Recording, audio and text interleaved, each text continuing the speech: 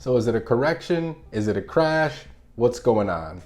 The housing market's been turbulent over the past year and a half or so, and it's been hard to predict what's going to happen in the future, unless you're paying attention to some key metrics: new listings, current inventory, rising wages, and buyer demand from the two largest generations ever. Let's unpack. Welcome to Dre's Take. So this week, industry bigwigs and economists from some of the largest corporations in real estate met in Las Vegas to discuss what they felt was going on with the current state of the housing market. The majority of economists agreed that there was a correction of sorts, but no crash. Interestingly enough, though they say correction, not a crash, they tend to agree that home prices will continue to appreciate. What kind of crash are we talking about?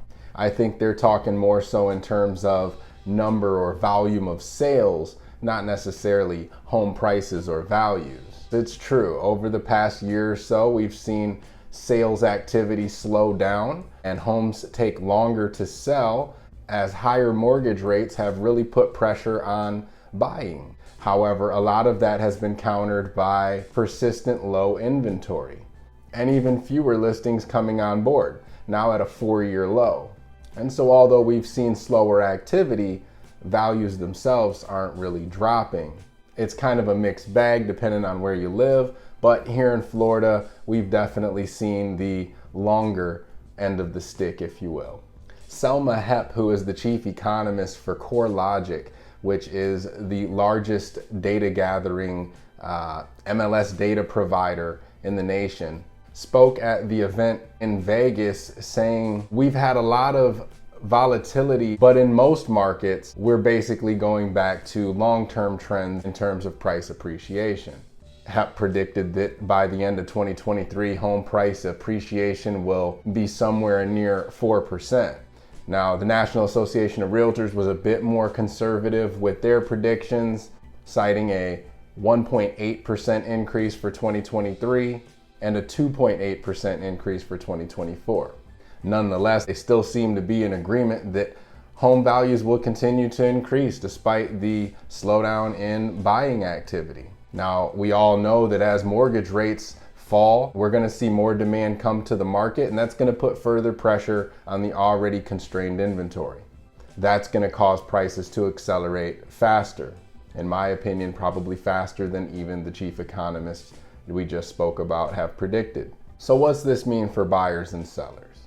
Obviously, it's not great news for would-be buyers, but I will say we're almost a decade behind in inventory production. And so you can see the writing on the wall. Home price appreciation is trending upward for the better part of the next decade. They're likely going to be better off than waiting. 3, 4, 5 years from now, you might look at today's prices and say, gosh, I really wish I would have just bought then. It's one of those things where you know you got to do it, and the longer you wait, the more it hurts. Now for sellers, what we're seeing is just slower times to get homes sold. The good news is because of the inventory situation, your home values aren't dropping. You may take a price reduction here or there or negotiate with a buyer, but we're not talking 10, 15, 20% price reductions, drops, or crashes market-wide.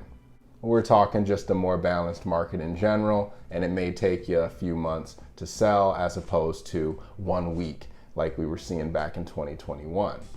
So the advice is for sellers to just remain patient, if possible, and for buyers to not prolong the inevitable and take advantage of the small window they have now to actually do some negotiating and get some terms in their favor. As always, if I can help with anything, feel free to reach out. You know the name, you know the number. Andre Sells FL, Andre Berry, LPT Realty. All right now, y'all, that's Dre's Take. Take care.